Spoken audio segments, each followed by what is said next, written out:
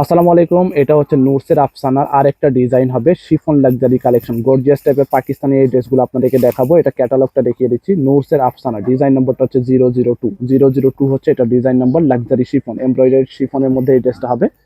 Long party wear collection, length হচ্ছে 45 plus, body free size আছে।